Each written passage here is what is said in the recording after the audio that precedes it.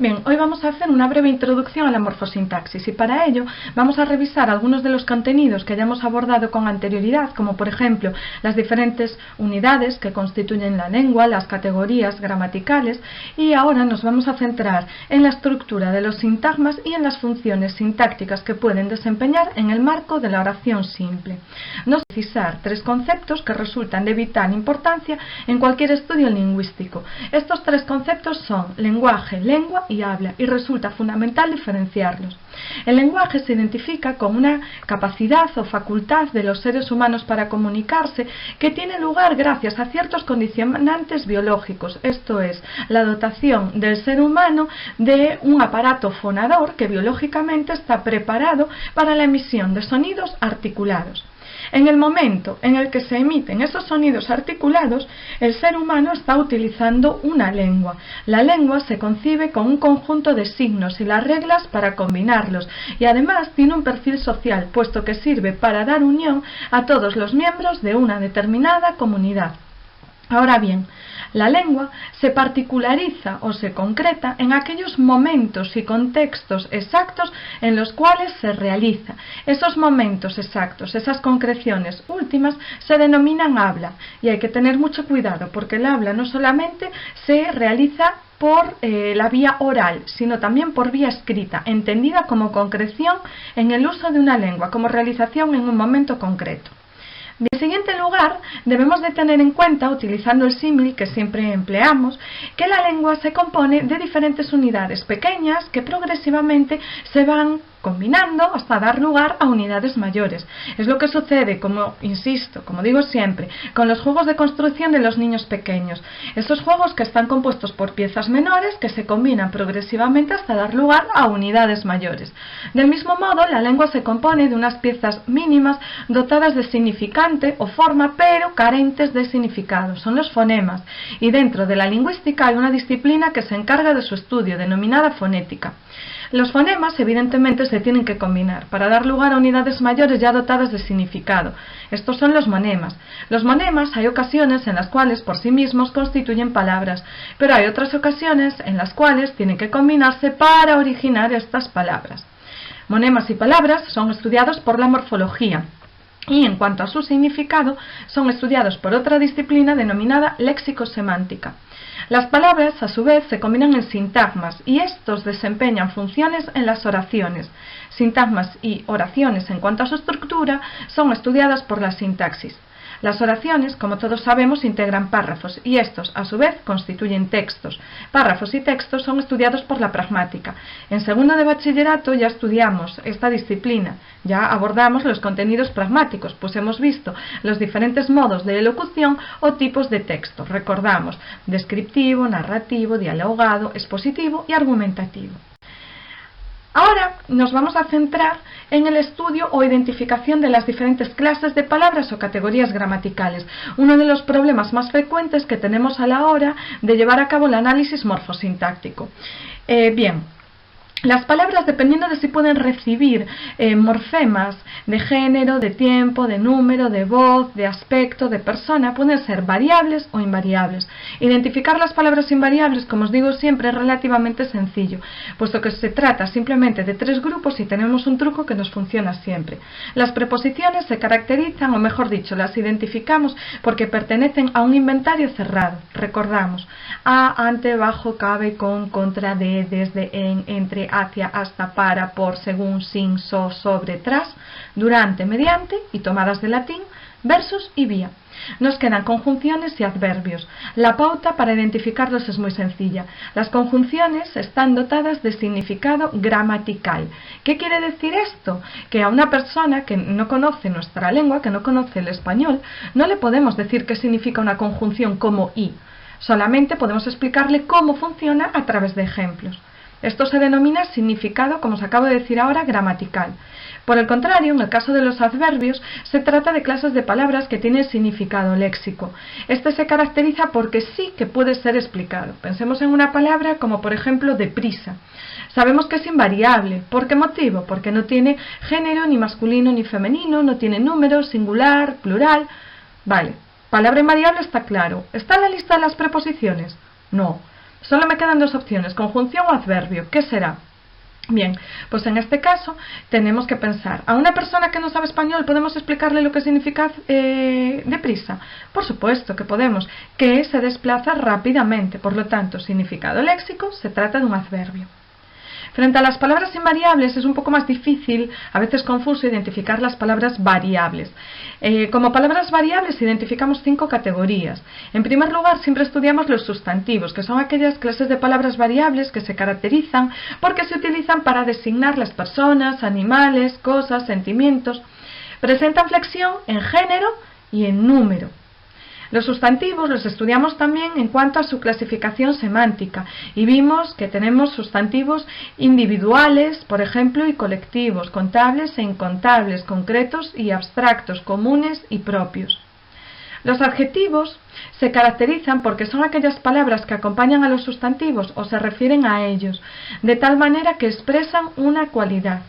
El adjetivo, por lo tanto, tiene que concordar con el sustantivo y por eso manifiesta flexión en género y en número. Pero hay otro rasgo particular que afecta a los adjetivos, es el grado. El grado nosotros lo dividimos exactamente igual que en inglés, en 3 niveles. El grado positivo, comparativo, de igualdad, superioridad e inferioridad, y superlativo, que puede ser tanto relativo como absoluto. La siguiente categoría que estudiamos como palabra variable son los determinantes. Los determinantes son aquellas palabras que anteceden a un sustantivo y delimitan o acotan su significado. Los determinantes, a su vez, los articulamos en 2 grupos, lo recordaréis por el vídeo anterior. Esos grupos son artículos, que pueden ser determinados, el, la, los, las, o indeterminados, un, una, unos, unas. Y frente a los artículos están los denominados adjetivos determinativos. Los adjetivos determinativos son los demostrativos. Este, ese, aquel. Recordamos, sitúan un objeto a una distancia determinada respecto al hablante, al oyente o a un tercero. Pueden ser también posesivos, que indican posesión o pertenencia. Mi, tú, su. Los numerales indican un número exacto del sustantivo al cual acompañan. Recordamos que los numerales pueden ser cardinales, ordinales, partitivos y multiplicativos. Indefinidos, no se precisa la cantidad. Ciertos, algunos, bastantes, varios. Y por último, interrogativos y exclamativos. Los pronombres, como su propio nombre indica, son palabras variables que se caracterizan porque aparecen en lugar de un nombre o de un sustantivo. Los pronombres, al margen de los personales, yo, tú, él, ella, o de los relativos, como que los estudiaremos cuando abordemos las proposiciones subordinadas adjetivas o de relativo, pueden ser exactamente los mismos que los determinantes. Ahora bien, tenemos que fijarnos en el contexto, porque dependiendo de las circunstancias será determinante cuando acompañe a un sustantivo o será pronombre cuando aparezca solo, en lugar del sustantivo. Así pues, pronombres, además de los ya mencionados, tanto pronombres personales como de relativo, podremos encontrarlos demostrativos, posesivos, numerales, indefinidos, interrogativos y exclamativos. Y por último, otra categoría que también hemos estudiado, que es la categoría del verbo, la más compleja porque admite más flexión. Los verbos, como sabemos, no tienen flexión de género, pero sí que tienen número, persona, tiempo, modo, voz, aspecto. Les dedicamos un apartado al margen, considerando también el estudio, por ejemplo, en las perífrasis verbales. Lo veremos en otros vídeos. Por ejemplo, vamos a desarrollar algunos trucos o algunos ejemplos concretos, prácticos, de cómo identificar las clases de palabras cuando tenemos dudas a un nivel muy sencillo. Fijaos, en determinados niveles nos resulta complejo diferenciar categorías gramaticales, pero como toda la vida, con orden y práctica irá rodado. Partimos de un ejemplo del tipo: Juan suspendió el examen, pero no le importa. Veis que tengo 2 palabras en mayúscula y sobre las cuales vamos a reflexionar. ¿A qué categoría gramatical pertenece la palabra Juan? ¿Y a qué categoría gramatical pertenece la palabra pero? Vamos a aplicar nuestro truco. Así pues, en el caso de Juan, tenemos que pensar en primer lugar: ¿es una palabra variable? Sí, es una palabra variable. Los Juanes, por ejemplo. Varía solo en género y en número. En género, Juana; número, Juanes.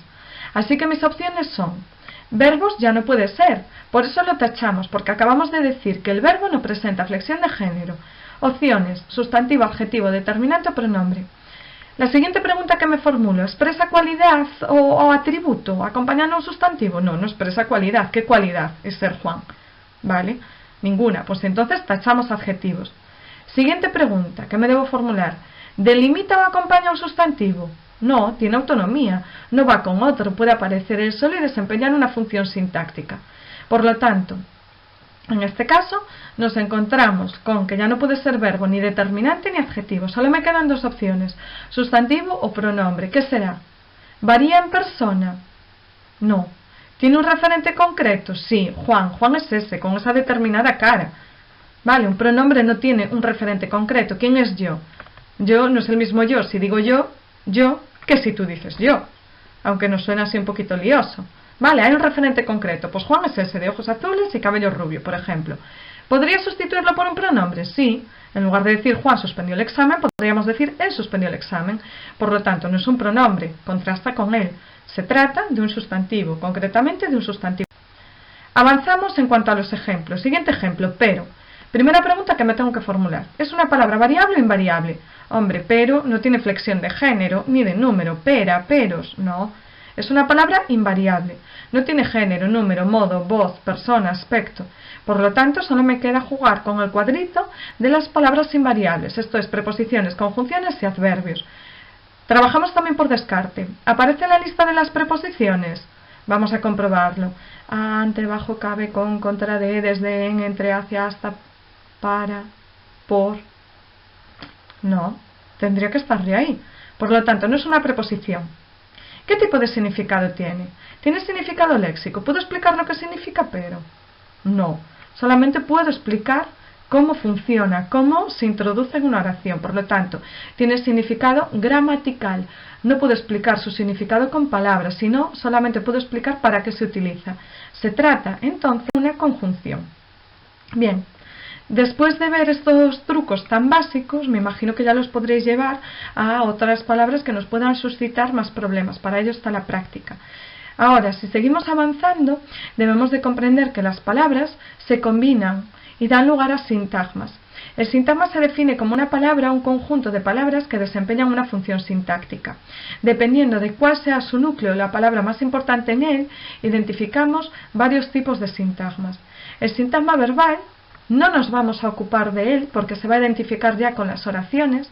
El sintagma nominal, preposicional, adjetival y adverbial. Es muy sencillo identificar la estructura de los nominales, adjetivales y adverbiales si me seguís ahora bien desde el principio. Probablemente tengáis alguna duda, por ejemplo, por qué se utiliza la categoría de modificador o complemento del núcleo. Es cuestión de acostumbrarse. Estamos en un curso nuevo, es cuestión de ampliar un poco más las miras, ¿vale? Pero es muy sencillo, ya lo veréis. Entonces, empezamos a caracterizarlos. Bueno, vamos a ver. El sintagma verbal, lo acabo de explicar, no lo vamos a estudiar de momento, el núcleo es el verbo. En ese caso, ya sabemos, estamos hablando de oraciones, ¿vale? De oraciones tanto simples como compuestas. Fijémonos en el ejemplo. Ana se ha comprado un coche. Bueno, pues sería predicado verbal, sintagma verbal, se ha comprado un coche. Vamos a lo que tenemos que empezar a hacer desde el principio bien. El sintagma nominal, como su nombre indica, el núcleo es un sustantivo. Lógicamente, tiene que tener ese núcleo. Sustantivo, y vamos a precisar un poquito más, o clase de palabra equivalente, esto es, también podrá funcionar como núcleo un pronombre. Es indispensable. Veis que el resto de complementos están entre corchetes. ¿A qué se debe eso? Bien, a que pueden aparecer o no. Así pues, sobre este núcleo, que es un sustantivo, clase de palabra equivalente, nosotros podemos tener un modificador. Le llamamos modificador a un adjetivo que va antepuesto. En el ejemplo que tenemos debajo diríamos que gran es un modificador de mayoría. Mayoría es el núcleo, ¿vale? Es un sustantivo abstracto. Y además, delante podemos contar también con un determinante. Si va después del núcleo el complemento, puede ser un complemento del núcleo si se identifica con un sintagma preposicional o un adyacente si se pega directamente al núcleo sin una preposición, sin un enganche en medio. En el caso del ejemplo que tenemos, la gran mayoría de candidatos españoles, nos fijamos de candidatos españoles complementa al núcleo, que es mayoría. De tal manera que su forma es un sintagma preposicional, por lo tanto, lo denominamos complemento del núcleo. Fijaos, nos vamos a quedar con este término, complemento del núcleo, porque nos va a servir exactamente igual para los sintagmas adjetivales y adverbiales, como vamos a ver a continuación. Al margen del sintagma verbal y del nominal, estoy aquí en el punto 3, sintagma preposicional. Aquí no valoramos el núcleo, valoramos quién lo introduce. Lo introduce un enlace o preposición. Recordad, siempre cuando analizamos sintagmas preposicionales, os digo, todo lo que nos enlace es término hasta el final, dentro de ese sintagma. Y el término siempre se va a identificar en oraciones simples con un sintagma nominal. Otra cosa es cuando pasemos a hacer oraciones compuestas. Por ejemplo, a mis alumnos no les gustan estos apuntes. Bueno, a mis alumnos sería un sintagma preposicional que está compuesto por un enlace, que es la preposición a. Todo lo que nos enlace es término. El término sería mis alumnos. Y comprobamos, es un sintagma nominal que cuenta con un determinante, que es el posesivo mis, y un núcleo, que es el sustantivo alumnos. Perfecto. Además, tenemos ahora sintagma adjetival y adverbial. El sintagma adjetival se caracteriza porque tiene como núcleo, como su nombre indica, un adjetivo. Por lo tanto, el núcleo es indispensable. Igual que hacíamos en el sintagma nominal. Bien, si delante tengo un adverbio o bien otro adjetivo modificándolo, lo vamos a llamar modificador. Por el contrario, si ese otro adjetivo fuese después, lo llamaríamos adyacente. Ahora bien, puede ser también que un adjetivo sea complementado por un sintagma preposicional pospuesto. A ese sintagma preposicional le llamaremos, desempeñará, mejor dicho, la función de complemento del núcleo. Fijémonos en el ejemplo. Pepa es muy discreta con su vida. Muy discreta con su vida es un sintagma adjetival. El núcleo sería el adjetivo discreta. Antes tiene un modificador, que es el adverbio muy, y discreta complementa su significado con un sintagma preposicional, con su vida, que a su vez desempeña la función de complemento del núcleo. Este sintagma preposicional, si seguimos avanzando hacia arriba, se compone de un enlace, que es la preposición con. Todo lo que nos enlace es término, el término un sintagma nominal, su vida, dotado de un determinante, que es el posesivo su, y un núcleo, que es el sustantivo vida. Por último, sintagma adverbial. Bien, el núcleo es un adverbio. Puede ser modificado por otro adverbio antes, y le llamamos modificador. Si va modificado por un adverbio pospuesto, pegado directamente, se llamará adyacente. Y si se pega a él con la forma de un sintagma preposicional, diremos que desempeña la función de complemento del núcleo. Fijaos, mi padre camina muy despacio. Muy despacio sería todo un sintagma adverbial. Tiene un núcleo, que es el adverbio despacio, y un modificador, que es el adverbio muy. Continuamos. Vamos a ver los trucos para identificar las funciones sintácticas. Bien, insisto, yo aquí solamente os voy a dar trucos. Si manipuláis un libro de texto, vais a ver que habitualmente lo que se hace es una descripción, bueno, con bastante teoría para estudiar. No me interesa eso. Me interesa que seamos capaces de llevarlo a la práctica. Entonces, si yo os pregunto cómo identificáis el sujeto, tendéis a decirme siempre, pues le pregunto quién o quiénes al verbo. Error, porque no siempre funciona. Entonces, el truco infalible que yo os doy es el de cambiar el número del verbo. ¿Qué es el número del verbo? Singular o plural. Esto es, dado un determinado verbo nos tenemos que fijar, no cambiamos la persona. La persona la mantenemos, pero tenemos que ver si está en singular, lo pasamos a plural. Y si el verbo en la oración que se nos da está en plural, lo ponemos en singular. El sintagma que no concuerde será el sujeto. Bien, para entendernos en la práctica, imaginemos una oración como sobran varias sillas aquí.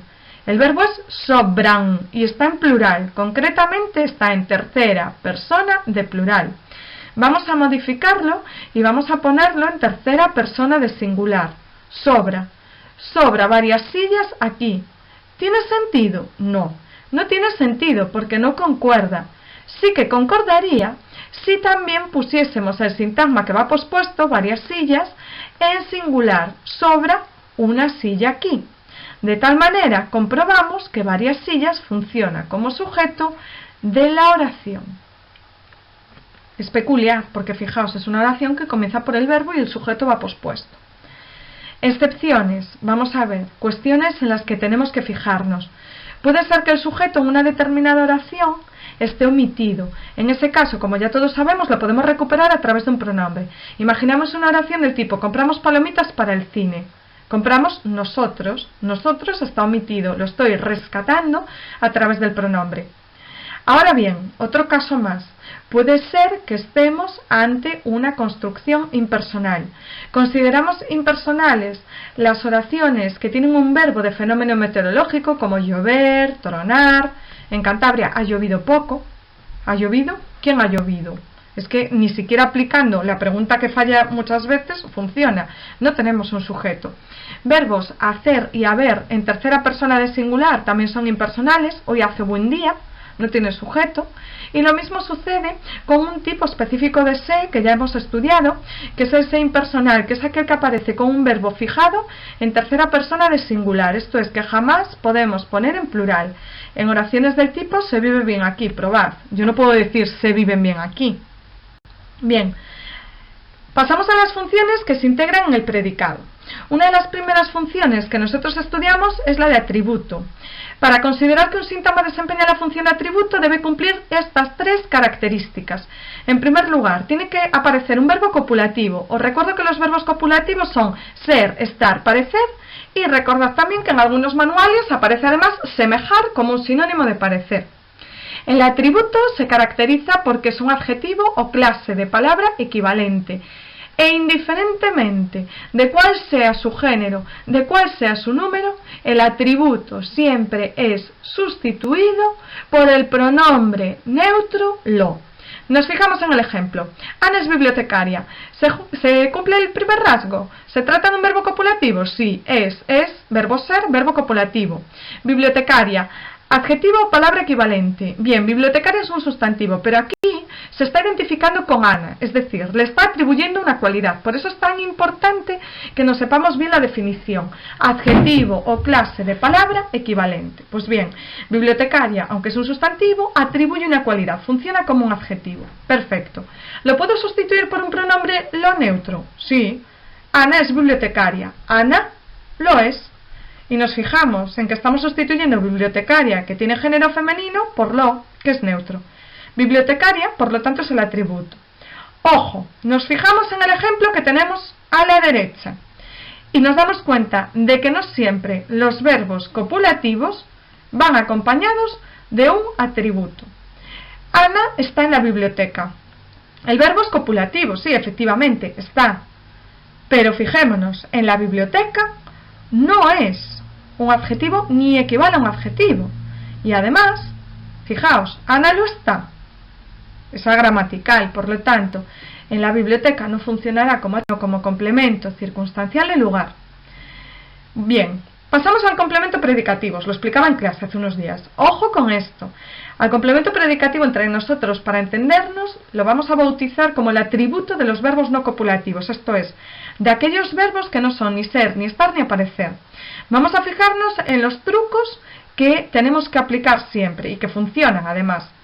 Aparece con los verbos predicativos. Se denominan predicativos los verbos que no son copulativos, los verbos que no son ser, estar, parecer, semejar, llevando atributo. Vale.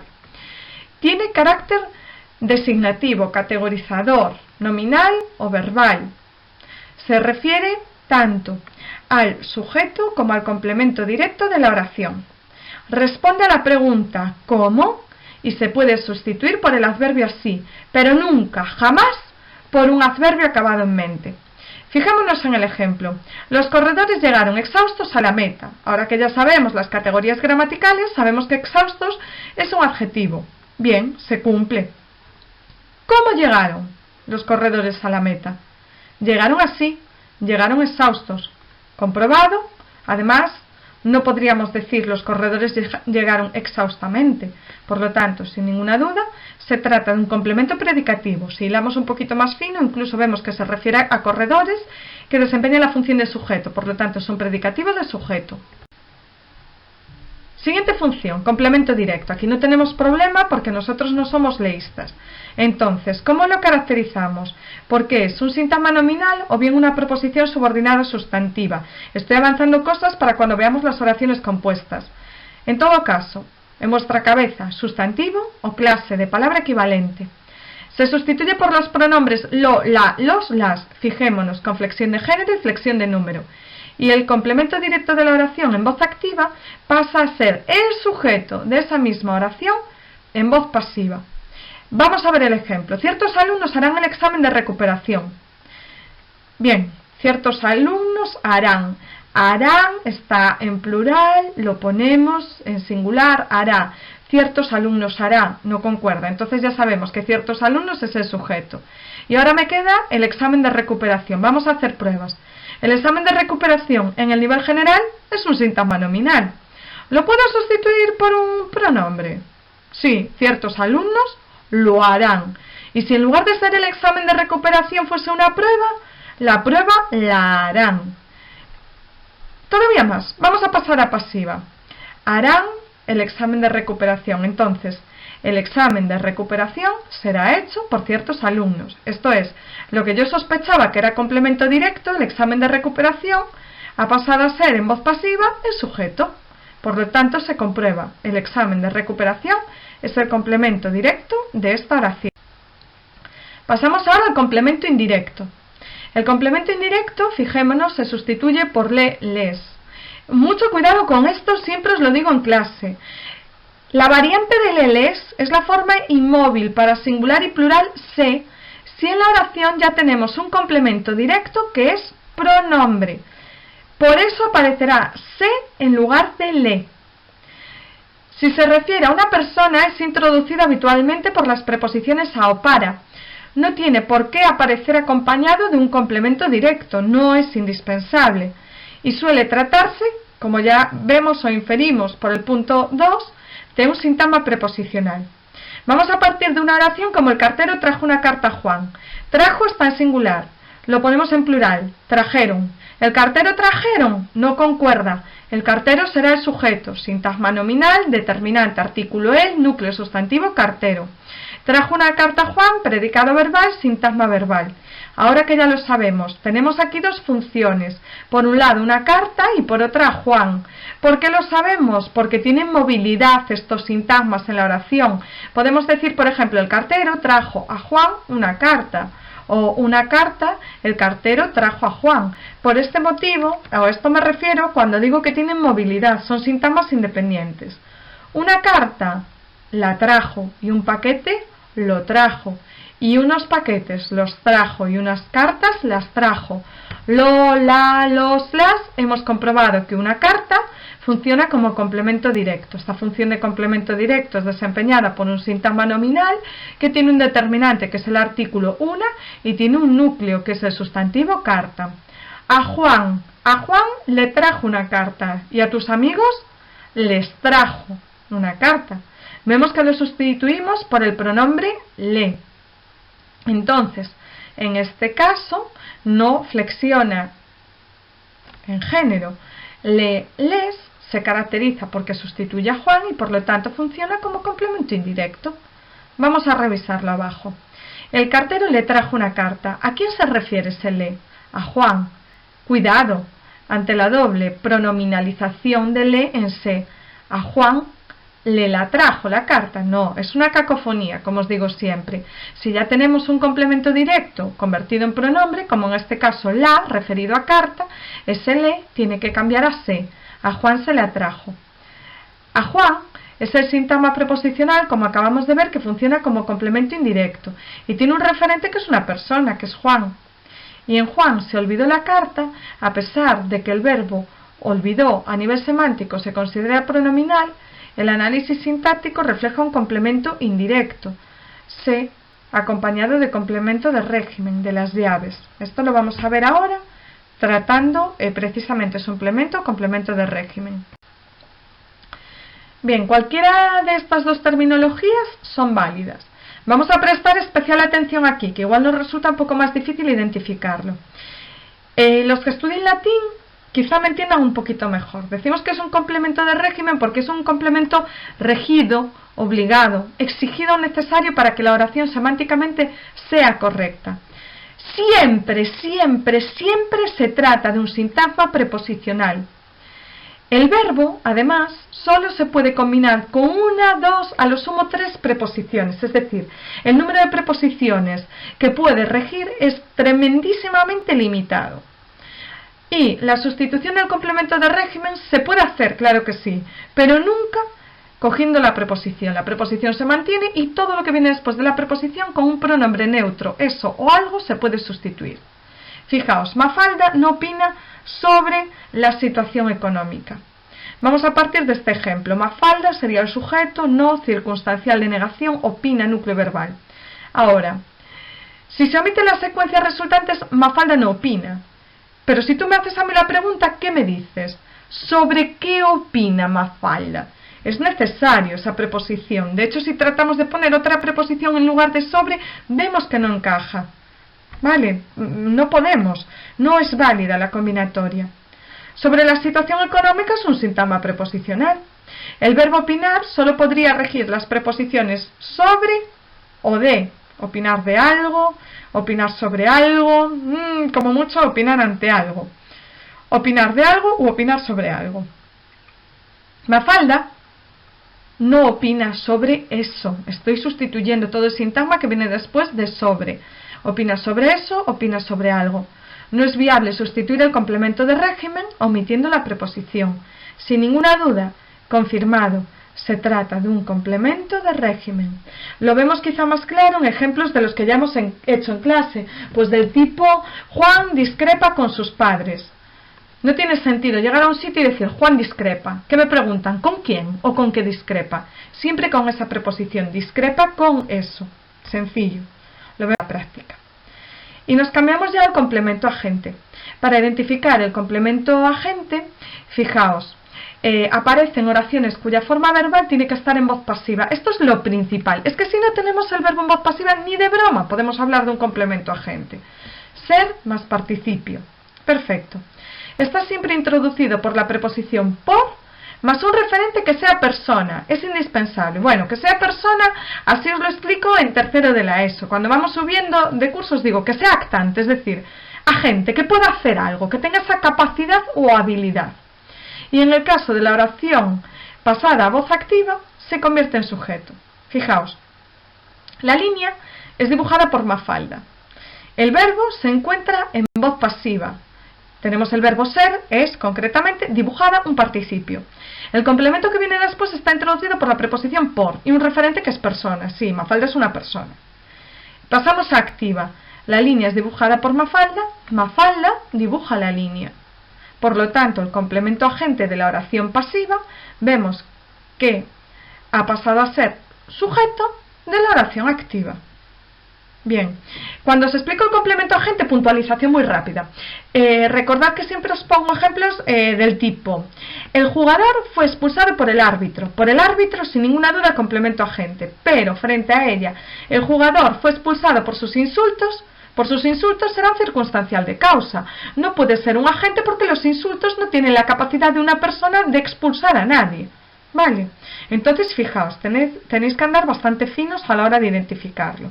Y llegamos al complemento circunstancial. Bueno, como siempre os digo, los complementos circunstanciales son como los pendientes. Podemos tener los agujeros, podemos ponerlos o no ponerlos y seguimos siendo personas. Pues lo mismo sucede con los complementos circunstanciales. Una oración puede tener o no complemento circunstancial y no le va a interferir en nada. Es, como decimos siempre, esa función de complemento que aparece al final cuando ya hemos descartado todas las anteriores. Fijaos cómo lo definimos, o cómo los definimos, mejor dicho. Son complementos circunstanciales aquellos complementos optativos, accidentales, satélites, adjuntos, que no resultan imprescindibles para que la oración tenga sentido completo. Se clasifican en cuanto a su significado, y no existe una lista cerrada de ellos ni una nomenclatura común. Los más habituales son los siguientes. Podríamos seguir añadiendo a la lista, y vamos a ver que responden a preguntas. Por ejemplo, de afirmación como sí, de negación como no, de duda, probablemente, de tiempo, todas las tardes, modo, con gran interés, lugar, en la biblioteca, cantidad, mucho, de instrumento, con el compás, de compañía, con sus amigos, de finalidad, para el aprobado, de causa, por su futuro como abogada. Vamos a fijarnos, en el caso del de tiempo responde a la pregunta ¿cuándo? Todas las tardes. Modo, ¿cómo? Con gran interés. Lugar, ¿dónde? En la biblioteca. Cantidad, ¿cuánto? Mucho.